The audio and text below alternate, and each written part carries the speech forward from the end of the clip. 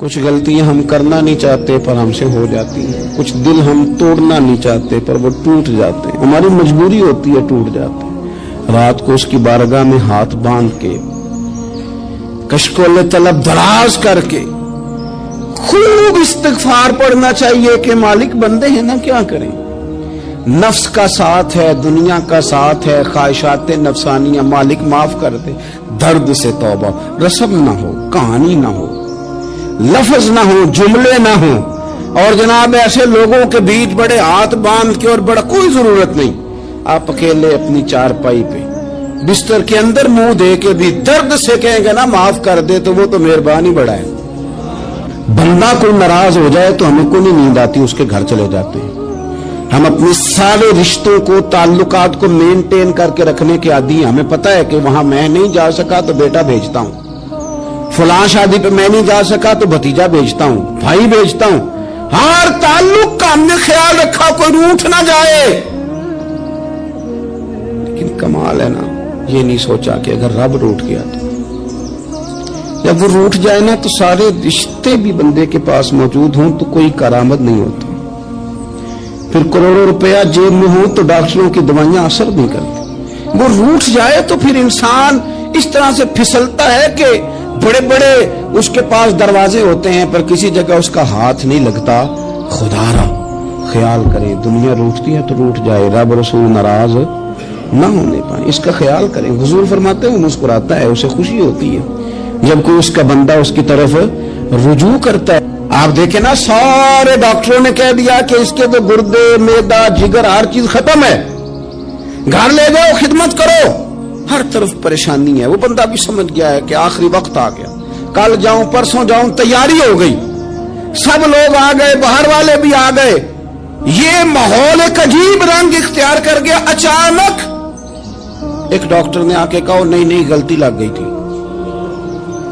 مجھے بتائیے انداز کیا ہوتا ہے؟ بغیر دوائی کے بندہ اٹھ کے کھڑا نہیں ہو جاتا، او میں تو بچ گیا ہوں۔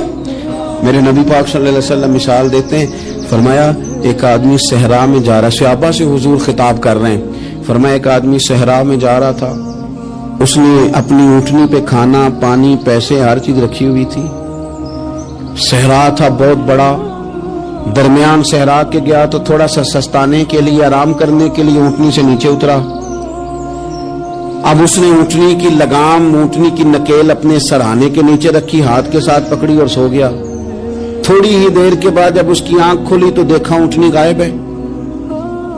صحرا میں وہ پیدل نہ آگے جا سکتا ہے، نہ پیچھے جا سکتا ہے، نہ دائیں نہ بائیں، کھانے کو روٹی نہیں، پینے کو پانی کا قطرہ نہیں، تھوڑا ادھر بھاگا ادھر بھاگا، تھک گیا۔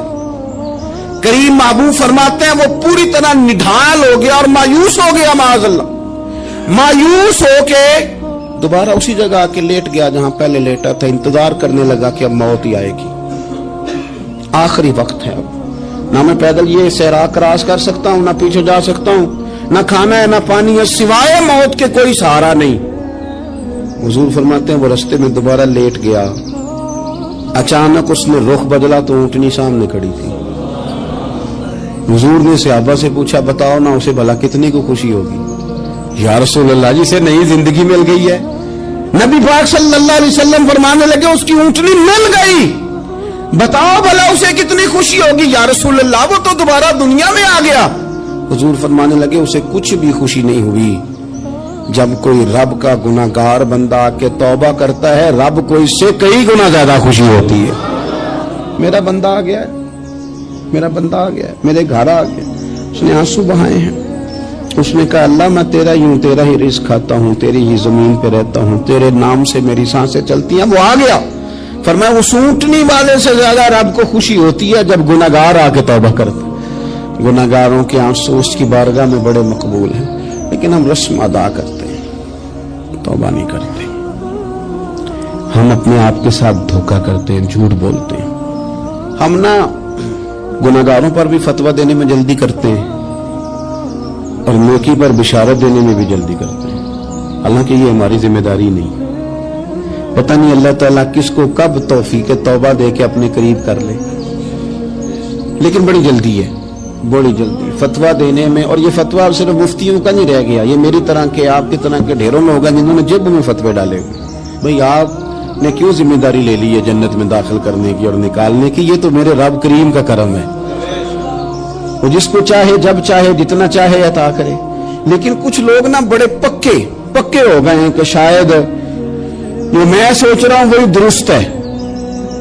कभी कभी कुछ चीजें अजीब भी होती हैं, लिहाजा खुदा की रहमत पर भरोसा करके बात करनी चाहिए, अपनी मर्जी के फतवे नहीं दागने चाहिए। वो देखो जी फलाना बंदा यूं कर रहा है, आपको पता ही नहीं पूरी बात का, आपको इल्म ही नहीं पूरी बात का। हजरत बाउल्लाह नक्शबंद बुखारी रहमतुल्लाह अलैह फरमाते, मैं हज करने गया तो वहां मैंने एक आदमी को करोड़ों का कारोबार करते देखा, तो मेरे दिल में ख्याल है यहां भी अल्लाह अल्लाह करनी चाहिए थी, दुनियादारी कर रहा है। लेकिन फरमाते हैं हज से फारिग हुए तो मैंने देखा वही बंदा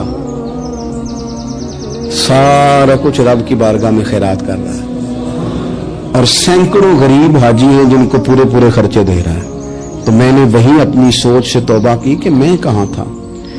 बड़ी जल्दी खड़े ना हो जाएं। हजरत हसन बसरी रहमतुल्लाह ताला अलैह इरशाद फरमाते हैं कि मैं दरिया के किनारे गया तो वहां मैंने एक शख्स को देखा, वो अपनी एक खातून की गोद में सर रख के बैठा और करीब एक बोतल भी पड़ी है। मेरे दिल में माज अल्लाह ख्याल आया कि देखो किस अंदाज में एक औरत के साथ ये है, और पास बोतल भी पड़ी है, जाने शराब है। कहते मैं सोच ही रहा था कि अचानक एक कश्ती आ रही थी दरिया में, वो हिचको लेखा है, कश्ती में 4-5 लोग थे, वो दरिया में डूबने लगे।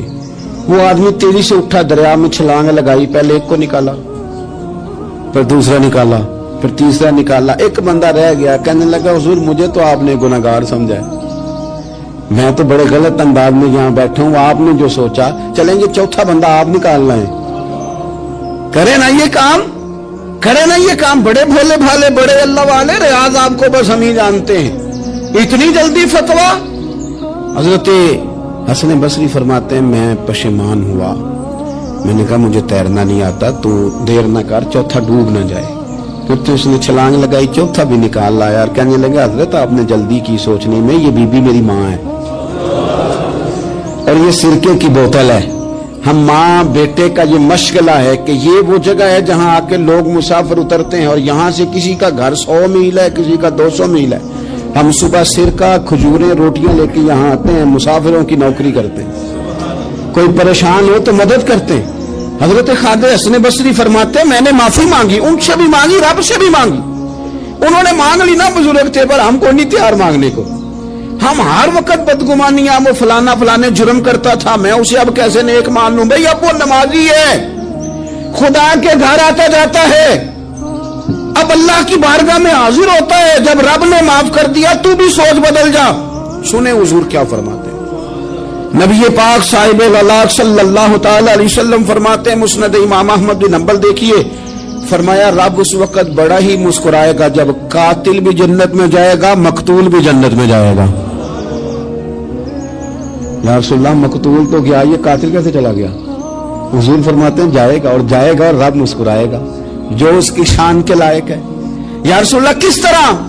तो नबी पाक सल्लल्लाहु अलैहि वसल्लम फरमाने लगे इसने एक मोमिन को कत्ल किया था, वो शहीद होकर जन्नत में चला गया। अब अल्लाह ने बाद में इसे तौबा की तौफीक दे दी।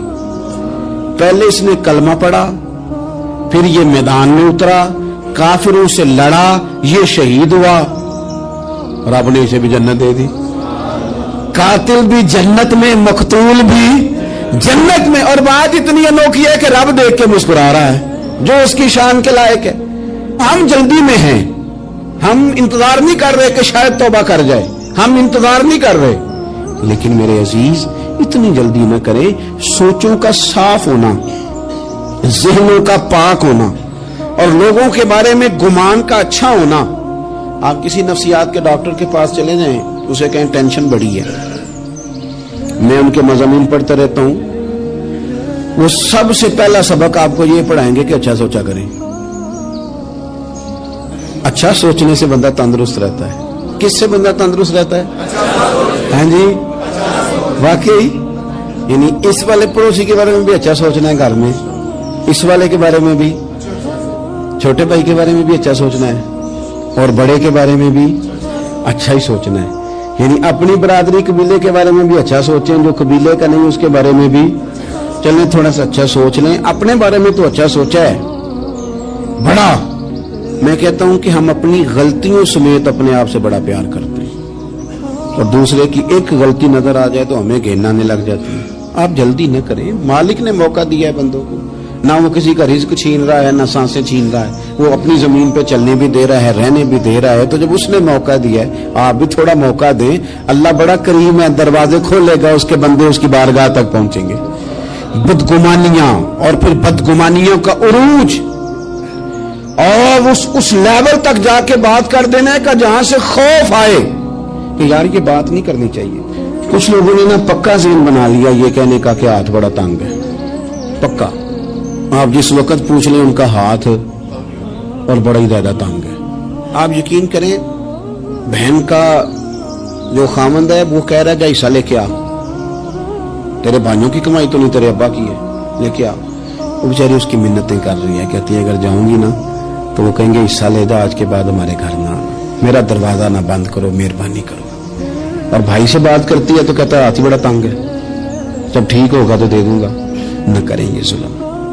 ہمارے اپنے تڑپتے رہتے ہیں اور ہماری دولتیں اندر پڑی رہتی ہیں، ہمارے اپنی چھوٹی چھوٹی ضروریات کے لیے پریشان ہوتے ہیں، لیکن ہم بڑے بڑے بہانے ہیں ہمارے پاس، کہتے ہیں یہ نکما ہے، یہ نکھٹو ہے، یہ کام نہیں کرتا، اس میں فلانا ہے، بے فلانا ہے، بلے میں نے نہیں ساتھ چلنا۔ اظہار جب آپ کے اندر پیدا ہوتا ہے نا، اظہار جب کسی کے لیے آپ حساس ہوتے ہیں تو آپ کو بھی سرور حاصل ہوتا ہے۔ نہ کریں یہ کام کہ آپ کو اللہ نے وسعت دی اور ہر وقت آپ ہاتھ تانگ ہونے کا رونا رو رہے ہیں، ہر وقت آپ یہ کہہ رہے ہیں میں بڑی آزمائش میں ہوں، جب خدا نے آپ پہ نہیں ڈالی تو اتنے جھوٹ بولنا صرف اس لیے کہ میرے پیسے بچ جائیں، صرف اس لیے کہانی سنانا کہ حالات میرے بڑے خراب ہیں کہ کوئی بندہ میرے سے کوئی تھوڑا بہت قرض نہ مانگ لے۔ سنو، نبی پاک صلی اللہ علیہ وسلم کے پاس مہمان آ گیا، بخاری مسلم ہے، حضور نے ازواج مطہرات کے گھروں میں پیغام بھیجا کچھ چیز ہے ضیافت کے لیے، یا رسول اللہ کچھ بھی نہیں، یہ دو جہاں کے شاہ ہیں اور پاس کچھ رکھتے نہیں، دو جہاں کی نعمتیں ہیں ان کے خالی ہاتھ میں، یا رسول اللہ کوئی چیز بھی نہیں۔ حضور نے صحابہ کے مجمع پہ نظر ڈالی، یا رسول اللہ صلی اللہ علیہ وسلم حکم ہو، تو حضور فرمانے لگے تم میں سے کوئی بندہ ہے جو اسے گھر لے جائے روٹی کھلائے۔ ایک صحابی اٹھے فوراً، حضور میں لے کے جاتا ہوں کھانا کھلاتا ہوں، فرماتے ہیں میرے گھر میں صرف بچوں کا کھانا تھا، یہ نہیں کہ فریزر بھرا ہوا ہے نعمتوں سے، صرف بچوں کا کھانا، یہ نہیں کہ کسی کو دیکھ کے اپنی ہنڈیا پہ برتن دے لیا، صرف بچوں کا کھانا۔ کہتے ہیں گھر گیا، بیوی سے کہا کیا کیفیت ہے، کہنے لگی بچوں کی روٹی ہے۔ میں نے کہا بچے سلا دے، صبح ناشتہ کر لیں گے۔ تو کہنے لگی آپ کیا کھائیں گے؟ تو میں نے کہا نہ میں کھاؤں گا نہ تم کھائے گی، مہمان جو نبی پاک کا ہے۔ کہا اچھا، اب ذرا تجویز دیکھو میاں بیوی کی سوجھی آپس میں۔ کہتے ہیں کھانا لگا دینا، کیونکہ ایک آدھ بندے کا کھانا ہے۔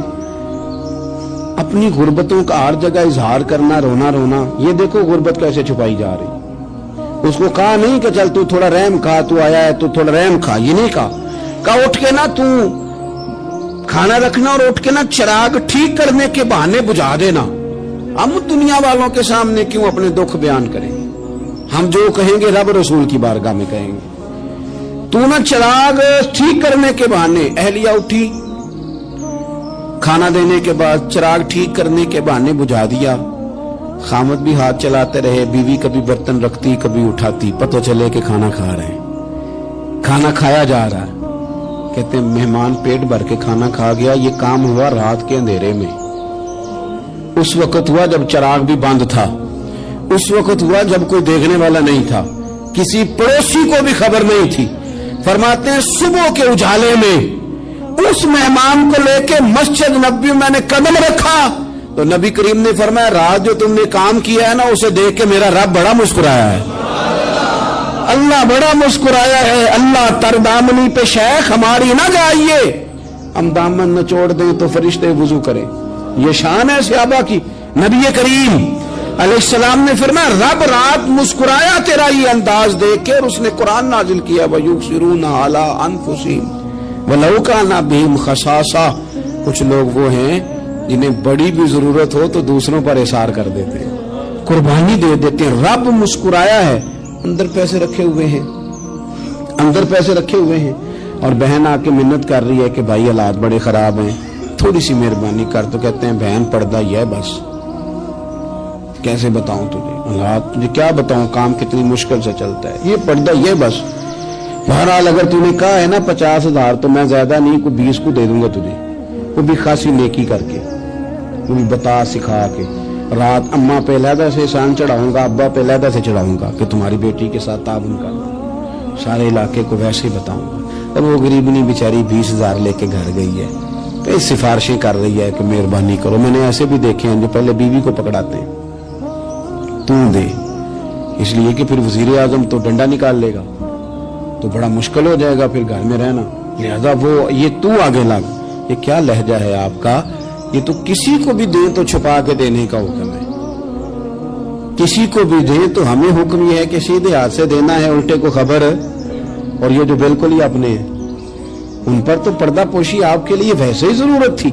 मेरे अजीज, रब मुस्कुराता है। मेरे नबी पाक अलैहिस्सलाम ने ये आमाल हमें बताए जिन पर अल्लाह मुस्कुराता है, खुश होता है। और बाज लोगों को हुजूर ने नॉमिनेट किया।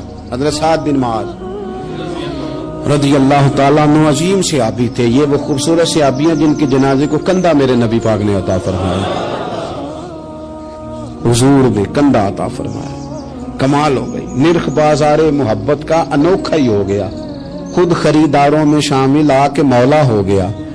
हुजूर ने कंधा दिया। हज़रत साद बिन मुआज़ रज़ी अल्लाह ताला अन्हु का जब जनाजा उठा, उनकी वालदा रो पड़ी, बड़े दर्द से रोई। माँ थी ना, उनकी आवाज जब हुजूर तक गई तो नबी पाक ने फरमाया आंसुओं को रोक ले, आवाज को कम कर ले, तेरे बेटे की तो जब रूह परवाज हुई है तो रब मुस्कुराया है।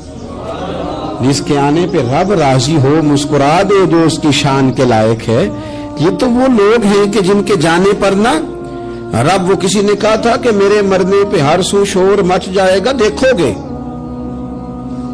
मेरे मरने पे हर सू शोर, तो पता चल जाएगा जब हम जाएंगे, मेरे मरने पे हर सू शोर मच जाएगा देखोगे। और कहने अलविदा सरकार खुद तशरीफ लाएंगे। और दरवेश कहने लगे बाद मरन दे मुखड़ा मेरा हो जावे जे ताजा, फिर समझ लेना महबूब मेरे ने आन पड़े है जनाजा।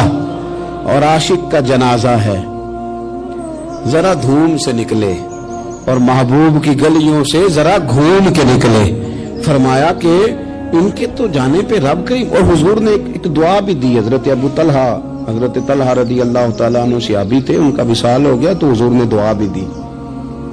फरमाया या अल्लाह जब मेरा तलहा है ना तो तू इससे मुस्कुरा के बात करना, ये तुझसे मुस्कुरा के बात करे जो तेरी शान के लायक है। कुरान मजीद में फरमाया इन्नल्लाह बिन्नासी लरऊफुर रहीम, बेशक अल्लाह अपने बंदों पर बड़ा ही मेहरबान और निहायत ही रहम करने वाला, रऊफ और रहीम है, बड़ा मेहरबान है, करम फरमाता है। अल्लाह ताला अपने बंदों से बड़ा जल्द राजी हो जाता है। वो अपने बंदों को बहुत ज्यादा मुशक्कत में नहीं डालता, वो अपने बंदों से अपनी नेमतों का बदला नहीं चाहता, बहुत सख्त मुशक्कत वाली इबादतें नेमतों के बदले नहीं चाहता, वो बड़ी जल्दी रहम फरमाता है। मेरे नबी पाक सल्लल्लाहु ताला अलैहि वसल्लम ने इरशाद फरमाया, बाज अहादीस में लफ्ज ये है कि अल्लाह अपने बंदों को देख के मुस्कुराता है जो उसकी शान के लायक है। जिस तरतीब से हम मुस्कुराते हैं, जिस तरतीब से हम रोते हैं, जिस तरतीब से हम किसी बात का इज़हार तशक्कुर करते हैं, खुदा इन बातों से पाक है। अब बहुत सारी हदीसों में आया कि वो मुस्कुराता है, तो क्या मतलब है मुस्कुराने का? तो उलमाए तफसीर ने लिखा है मुस्कुराने का मतलब ये है कि वो बड़ा ही राजी होता है अपने बंदे से, बड़ा राजी होता है, ये मतलब है। एक तो मुस्कुराने का मतलब ये है कि वो बड़ा राजी हो गया, बड़ा राजी हो गया, वो मुस्कुरा दिया अपने बंदे पे। और एक इसका माना खुद नबी पाक सल्लल्लाहु ताला अलैहि वसल्लम ने बयान फरमाया। मुस्नद इमाम अहमद बिन हंबल में हदीस है, हुजूर सैयद आलम अलैहिस्सलाम से सहाबा ने पूछा या रसूलल्लाह शहीद तो बड़े लोग होते हैं, शहीदों में अफजल कौन है? तो अल्लाह के हबीब अलैहिस्सलाम फरमाने लगे वो वाला बंदा जो डट गया था काफिरों के मुकाबले में, वो हिला नहीं, पूरी तरह डट के जो लड़ा वो शुहदा में अफजल है। हुजूर फरमाते हैं वो जन्नत के बाला खानों में सैर करेगा और रब उसे देख के मुस्कुराएगा, रब उसे देख के मुस्कुराएगा, अल्लाह ताला मुस्कुराता है उसे देख के। اور اگلے جملے میں حضور نے وضاحت کر دی، فرمایا جب رب دنیا میں کسی پر مسکراتا ہے نا تو اس کا معنی یہ ہے کہ قیامت میں پھر اللہ اسے حساب کوئی نہیں لے گا۔ جس پر اللہ دنیا میں مسکرا دیا اس سے کوئی حساب، تو وہ کام ڈھونڈنے چاہیے نا جس سے اللہ مسکرائے۔ ویسے کبھی ہم ایسا کرتے ہیں کہ نہیں کہ کسی کو راضی کیا جائے؟ یہ کام ہم کرتے ہیں کہ ہماری کمپنی کا جو سربراہ ہے وہ ہم سے راضی رہے، جس ادارے میں ہم پڑھاتے ہیں اس ادارے کا بڑا ہم سے راضی رہے۔ یہ کرتے ہیں ہم، اس کے لیے کچھ نہ کچھ ہیلے بہانے ہم کرتے ہیں۔ برادری، قبیلہ، علاقہ، بستی، لوگ کسی طریقے سے ہمارے ساتھ مطمئن رہیں، کرتے ہیں نا یہ سارے کام۔ اس میں تھوڑی مشکل بھی ہمیں آتی ہے لیکن کرتے ہیں، کیا کریں۔ گھر میں بھی کئی دفعہ ایسا ماحول بنانا پڑتا ہے۔ چلیں ایک اور میٹھی مثال دیتے ہیں، زیادہ سمجھ میں آئے گی۔ چھوٹا بچہ خوش رہے، آپ اس کے لیے محنت نہیں کرتے؟ وہ چھوٹا ہے، اس کو خوش کرنا فرض ہے ابا پہ، لیکن وہ کہتا ہے کہ میں نے موٹر سائیکل لینا ہے۔ چھوٹا ہے، چلا ہی نہیں پائے گا، تو ابا پھر اسے راضی کرتا ہے، کہتا ہے بیٹے چھوٹا سائیکل لے لے، چل میں تجھے اڑانے والا جہاز لے دیتا ہوں۔ مقصود کیا ہے کہ اس کو ناراض نہیں کرنا، یہ روئے نہ، اس کا دل نہ ٹوٹے۔ یارو سنو نا میں کیا کہہ رہا ہوں، اگر چھوٹے بچے کے لیے وہ چیزیں ڈھونڈتے ہو، میرے ابا جی نا اپنے نواسے کے لیے کھلونا لے کے آئے تو بچہ بڑا ہی کھیلا، تو ابا جی کہنے لگے لو پیسے پورے ہو گئے میرے۔ بچے کو پسند بڑا ہے نا، پیسے پورے کر چھڑے نے، انہیں دیکھو نا جی کتنا اس کو راضی ہوا ہے۔ تو انسان کیا کرتا ہے کہ کوشش کرتا ہے، چھوٹا بچہ بھی ناراض نہ ہو تو وہ چیزیں وہ ڈھونڈتا ہے کہ اس کو کیا پسند ہے، چاکلیٹ لے جاؤں، فلاں چیز لے جاؤں، آئس کریم لے جاؤں۔ تو ایک بچے کے لیے، گھر کے لیے، سربراہ کے لیے اتنی محنت کرتے ہو تو وہ کام بھی ہمیں ڈھونڈ کے تلاش کرنے چاہیے نا جس سے رب راضی ہوتا ہے، اللہ راضی ہوتا ہے۔ بتاؤں وہ کون کون سے کام ہیں؟ نبی کریم صلی اللہ تعالی علیہ وسلم نے ارشاد فرمایا 3 لوگ ہیں جنہیں دیکھ کے رب مسکراتا ہے۔ یا رسول اللہ صلی اللہ علیہ وسلم وہ کون کون سے؟ تو محبوب فرمانے لگے ایک وہ بندہ ساری مخلوق سوئی ہے، آدھی رات ہے، رات کا پچھلا پہر ہے، اس نے اٹھ کے وضو کر لیا، مصلی پہ کھڑا ہو گیا خدا کی یاد میں، فرمایا اسے دیکھ کے رب مسکراتا ہے جو اس کی شان کے لائق ہے۔ مسکراتا ہے اللہ۔ یہ تو سونے کا ٹائم تھا، یہ تو گہری نیند آنے کا وقت تھا، رات کا پچھلا پہر۔ رات پوے تے بے درداں نو نیند پیاری آوے، تے درد منداں نو یاد سجن دی ستیاں وی آن جگاوے۔ اور ساون کی کالی راتوں میں جب بوندا باندی ہوتی ہے، وہ راتوں کو اٹھ اٹھ روتے ہیں جب خلقت ساری سوتی ہے۔ اللہ مسکراتا ہے۔ اور سننا میرے بھائی، میرے نبی پاک صلی اللہ تعالی علیہ وسلم فرماتے ہیں جب مسلمان نماز کے لیے صفیں بناتے ہیں نا، ترتیب لگ رہی ہوتی ہے، اب اللہ کی بارگاہ میں کھڑے ہوں گے، قیام کریں گے، رکوع کریں گے، سجود کریں گے، فرمایا جب مومن صفیں بناتے ہیں تو رب دیکھ کے مسکراتا ہے، مسکراتا ہے۔ کمال ہو گئے عروج بندگی کا، جب بندے کو دیکھ کے رب مسکرائے۔ خدا بندے سے خود پوچھے بتا تیری رضا کیا ہے، مسکراتا ہے۔ اور میرے نبی پاک علیہ السلام فرماتے ہیں جب مجاہد جہاد کے لیے صفیں سیدھی کرتے ہیں، آج تو یہ رب کے نام پہ مرنے ہی آ گئے، یہ صفوں میں کھڑے ہوں گے، ترتیب سے لڑیں گے، ترتیب سے گلا کاٹیں گے کافروں کا یا شہادت لیں گے۔ فرمایا جب جہاد کے لوگ صفیں بناتے ہیں تو رب انہیں دیکھ کے مسکراتا ہے۔ کتنے نصیبوں والا وہ بندہ ہے جسے دیکھ کے مسکرا دیا۔ او یار کبھی تیرا بیٹا تیرے سامنے مسکرائے نا چھوٹا، تو تیرا دل باغ باغ ہو جاتا ہے۔ تیری ماں بیمار کسی ایک دن صحیح طرح ہنس پڑے تو طبیعت خوش ہو جاتی۔ مجھے بتاؤ نا جس کا رب بھی اسے دیکھ کے ہنس پڑے، جو اس کی شان کے لائق ہے، کیا اس بندے کے نصیبیں ہیں، کیا اس کے مقدر ہیں۔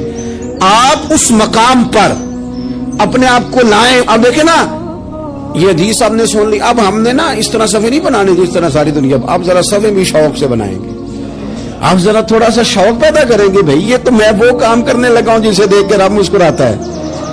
نبی پاک صلی اللہ علیہ وسلم نے فرمایا جب کوئی بندہ توبہ کرتا ہے نا، ہم توبہ کا رٹا لگاتے ہیں، یا اللہ میری توبہ یا اللہ۔ اور توبہ کا تو مطلب یہ ہے کہ پچھلے گناہوں سے پکی توبہ، آج کے بعد یہ غلطی نہ کرنے کا پکا وعدہ۔ انہیں ساری شب برات رو کے گزاری ہے، بتا سویرے جھوٹ جوڑنے کا ارادہ ہے تیرا، آج کے بعد رشوت تو نہیں نہ لے گا، ملاوٹ تو نہیں نہ کرے گا، یہ توبہ ہے۔ اور اگر سارے کام اسی طرح کرنے تو پھر یہ توبہ کا رٹا ہے، جتنا مرضی لگاؤ. حضرت علی بن ربیعہ رضی اللہ تعالیٰ عنہ فرماتے میں مولا علی کے ساتھ تھا, مقام حرہ کی طرف جا رہے تھے, حضرت علی نے ہاتھ اٹھا کے دعا مانگی ہماری تعلیم کے لیے, ورنہ حضرت علی ہم صحابہ کو محفوظ عن الخطا تو مانتے ہیں نا. ہاتھ اٹھا کے کہا اے اللہ ہمارے گناہ بخش دے, تیرے علاوہ کوئی معاف کرنے والا نہیں. اور پھر حضرت علی آسمان کی طرف دیکھا اور دیکھ کے نا حضرت علی بن ربیعہ کو تو مسکرائے. حضرت علی بن ربیعہ کہنے لگے حضور مسکرائے کیوں؟ وہ فرمانے لگے ایک دن میں حضور کے ساتھ اسی طرح آیا تھا, اسی طرح حضور نے دعا فرمائی تھی ہماری تعلیم کے لیے, اور پھر حضور مجھے دیکھ کے مسکرائے تھے اور فرمایا جب کوئی بندہ رب کی بارگاہ میں اس طرح استغفار کرتا ہے تو رب مسکراتا ہے اور مسکرا کے فرماتا دیکھ لو میرے بندوں کو پتا ہے کہ میرے علاوہ معاف کرنے والا کوئی نہیں. یہ پتا ہے تم اس کی بارگاہ میں رجوع تو لاؤ, آؤ تو صحیح دو آنسو لے کر. اقبال کہتے ہیں کہ اسیر دشمن کی چاہ میں بھی, مخالفوں کی نگاہ میں بھی, امی ہے صادق ہے معتبر ہے, میرا پیغمبر عظیم تر ہے. نبی پاک صلی اللہ علیہ وسلم تشریف لائے, انہوں نے کہا جی آپ جو فیصلہ بھی کریں قبول ہے, آپ بتا دیں کون سا قبیلہ حجر اسود اٹھا کے باقی خانہ کعبہ کی تعمیر مکمل ہوگی, حجر اسود کون سا قبیلہ لگائے, پہلے طے کر لیا تھا جو حضور فیصلہ کریں گے سب کو قبول ہوگا. اب اگر حضور ایک کے حق میں فیصلہ کر دیتے تو تیار تھے نا باقی قبول کر دیں. اب وہ سارے قبیلے نظریں حضور پہ لگائیں, نتیجہ نکلنا ہے. یہ سمجھ لیں پاس فیل کا نہیں, فرسٹ سیکنڈ کا نتیجہ ہے. کس کو سعادت ملتی؟ ای سعادت بزور بازو نیز کس کو ملتی ہے؟ قربان جاؤں حضور کی حکمت پر, نبی پاک کے تدبر پر. اب ایک کو بھی اگر حضور کہتے تو لگا دے تو باقی وعدہ کر چکے تھے مانیں گے, پر یار پریشانی تو ہوتی ہے نا کہ ہم سیکنڈ آ گئے, تھرڈ آ گئے. اب یہ سب چاہ رہے تھے سعادت لینا, تو رسول پاک نے نا چادر بچھائی, حجر اسود اٹھا کے رکھا, فرمایا لڑو نا, سارے یہ ایک ایک کونے سے چادر پکڑ لو, قربان جائیں. سب نے اٹھا لیا اور اٹھا کے جگہ لے آئے جہاں نصب کرنا تھا. حضور نے اپنے دست مبارک سے پکڑا, وہاں لگا دیا. اب کوئی سب سے پوچھتا نا کس نے لگایا ہے تو سب یہی سمجھتے تھے ہم نہیں لگایا ہے, اور آخری فیصلہ یہ تھا ہم سب نہیں لگایا ہے. یہ حکمت ہے رسول پاک کی. تیرے آگے ہے یوں دبے لچے فصحا عرب کے بڑے بڑے, کوئی جانے منہ میں زبان نہیں بلکہ جسم میں جان نہیں. نبی پاک علیہ السلام نے فرمایا جو نماز تم اپنے گھر کے اندر پڑھو گے ایک نماز کا اللہ تمہیں ثواب دے گا, جماعت کے ساتھ پڑھو گے تو 27 نمازوں کا ثواب. لیکن فرمایا وہی نماز اگر تم میری مسجد نبوی میں آ کے پڑھو گے تو اللہ 50,000 نمازوں کا ثواب عطا کرے گا, 50,000 نمازوں کا.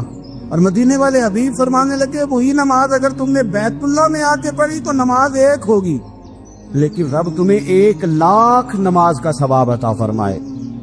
اب یہ فضیلت حضور نے بیان کی, فضیلت دیکھیں. اللہ تعالیٰ کی رحمتیں ہر جگہ برستی, یہاں کب برسیں گی ہمیں کوئی پتہ نہیں. تقریر کے وقت, خطبے کے وقت, نماز کے وقت, دعا کب برسیں گی نہیں پتہ. لیکن خانہ کعبہ کا جو معاملہ ہے اور وہاں جو رحمت کا معاملہ ہے, ملا رومی فرماتے ہیں کہ خدا کی رحمت اگر تجھے اتنی مل جائے نا قطرے کے برابر بھی, تو سمجھ لے تیری دنیا بھی بن گئی اور تیری آخرت بھی بن گئی. اب میرے نبی پاک علیہ السلام کی حدیث سنیں. حضور فرماتے ہیں روزانہ بیت اللہ شریف پر اللہ کی 120 رحمتوں کا نزول ہوتا ہے. یا رسول اللہ کس وقت ہوتا ہے؟ فجر کے وقت, ظہر کے وقت, عصر کے وقت, طواف کے وقت, نماز کے وقت. کب؟ تو حضور نے طے کر کے بتایا. فرمایا 120 رحمتیں اللہ خانہ کعبہ پہ نازل فرماتے ہیں. یا رسول اللہ کب؟ فرمایا 60 رحمتیں تو ان پہ برستی ہیں جو بیت اللہ کا طواف کرتے, اور فرمایا 40 رحمتیں اس پر برستی ہیں جو حرم شریف میں نماز پڑھتا ہے. اور حضور فرماتے ہیں کچھ بھی نہ کرے بس بیٹھ کے کعبے کی زیارت ہی کرتا رہے, 20 رحمتیں تو اللہ اسے بھی عطا فرما دے. کتنی مقدس جگہ ہے, وہاں جانے کا ذوق, وہاں جانے کی تڑپ, وہاں جانے کا شوق. ان لوگوں سے تھوڑا سا شکوہ ہے جو کہتے ہیں جی میں نے جی بڑی راج کے زیارت کر لیا, بس راج گئے, ختم ہو گئی بات. سنو, نبی پاک علیہ السلام نے 53 سال حیات ظاہرہ کے وہاں گزارے, 53 سال. لیکن جناب صدیق اکبر رضی اللہ تعالیٰ عنہ فرماتے ہیں قربان جاؤں جس رات میرے کریم محبوب علیہ السلام ہجرت کی رات مکہ مکرمہ سے نکل رہے تھے تو حضور پلٹ پلٹ کے بیت اللہ کو دیکھتے، حضور پلٹ پلٹ کے دیکھتے تھے، اور پھر میرے محبوب کریم علیہ السلام نے پلٹ کے کعبے کی طرف دیکھ کے فرمایا بیت اللہ تو مجھے بڑا ہی پیارا ہے، تو مجھے بڑا ہی پیارا ہے، اے شہر مکہ تو مجھے بڑا ہی پیارا ہے۔ فرمایا اگر میری قوم مجھے پریشان نہ کرتی میں تجھے کبھی چھوڑ کے نہ جاتا۔ 53 سال رہنے کے باوجود بھی حضور کا بیت اللہ سے پیار، نبی پاک کی اس شہر کے ساتھ وابستگی، وہ دلچسپی، وہ ذوق، وہ شوق، وہ کیفیات کیوں مان پڑتے جا رہے ہیں ہمارے جذبے؟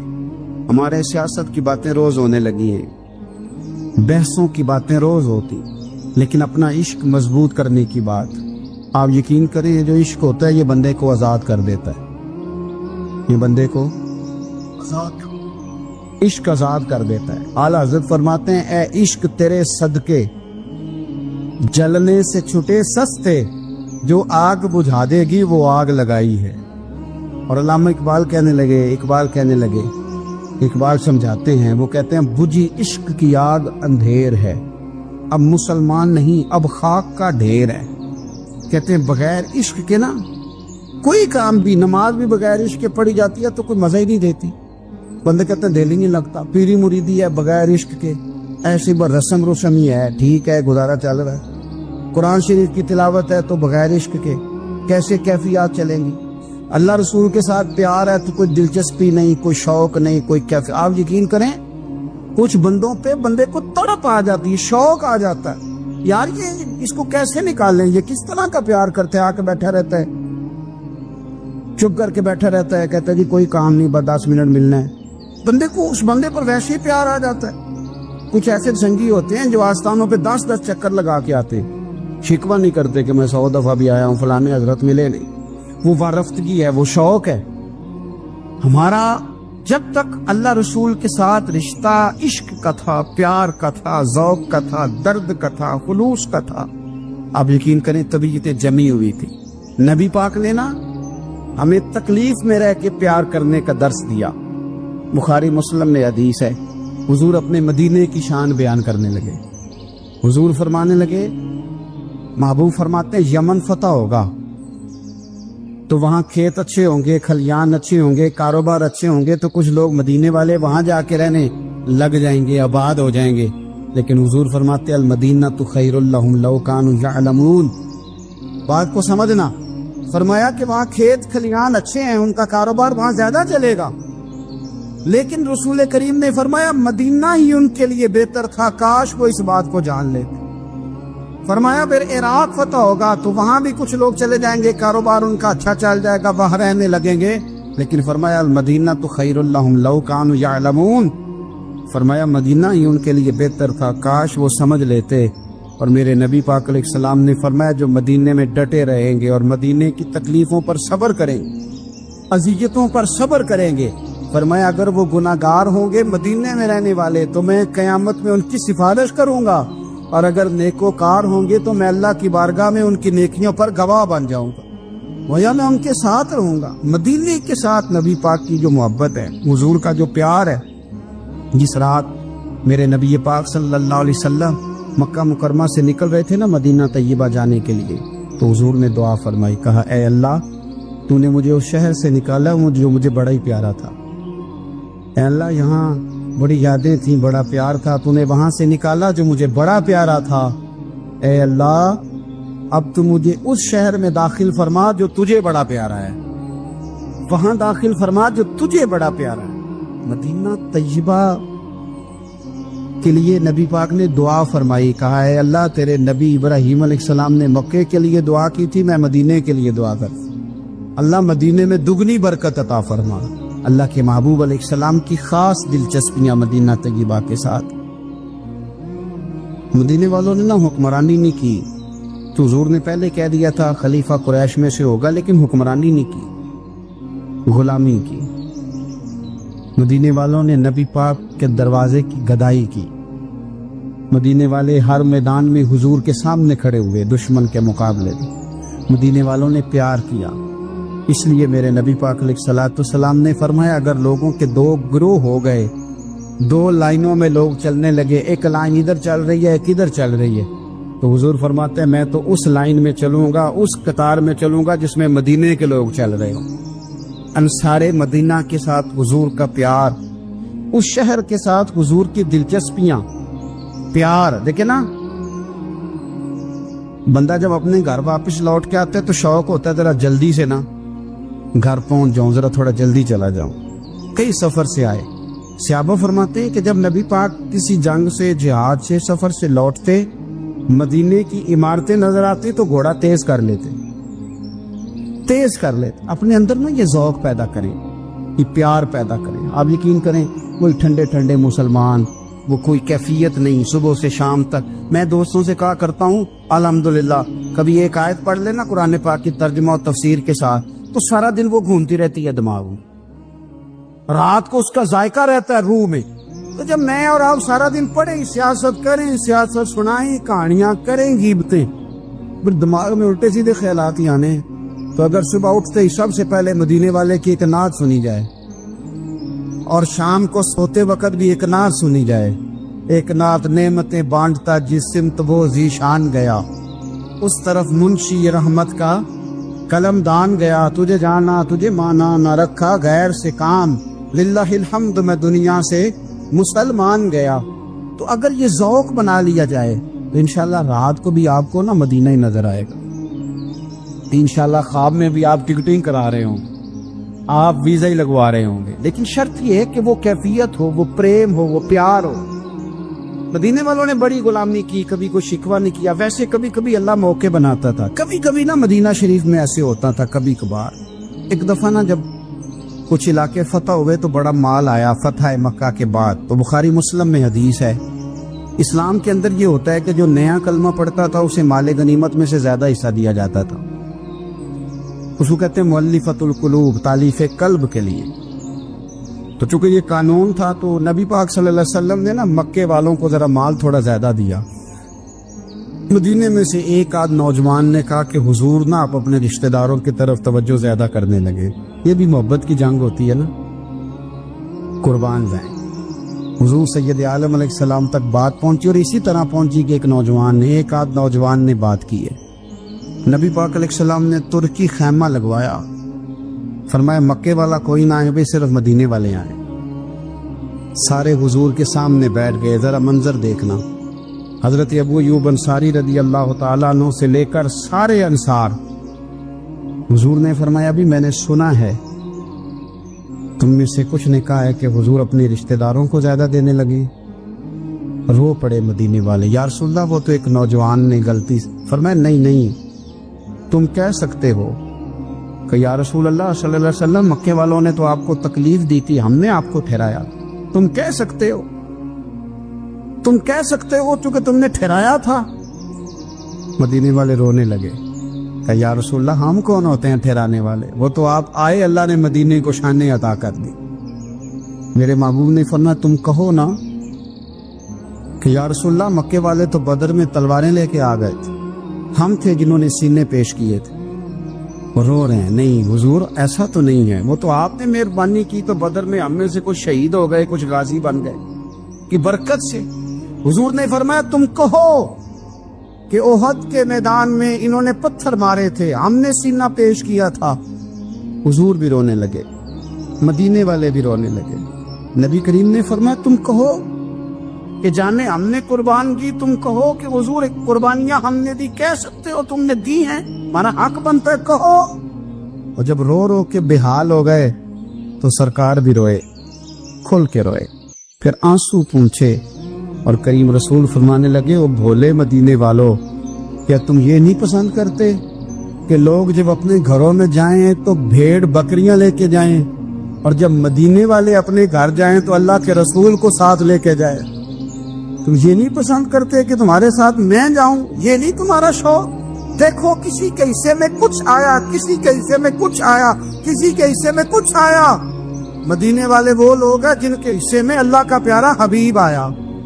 تمہیں رسول کریم ملے، تم کتنے خوش بخت ہو، کتنے خوش نصیب ہو۔ تمہیں نبی پاک کا ساتھ ملا؟ حضور ہے، یہ ہے ارض جنت، یہ طیبہ کی زمین ہے، جنت بھی یہیں اور مال کے جنت بھی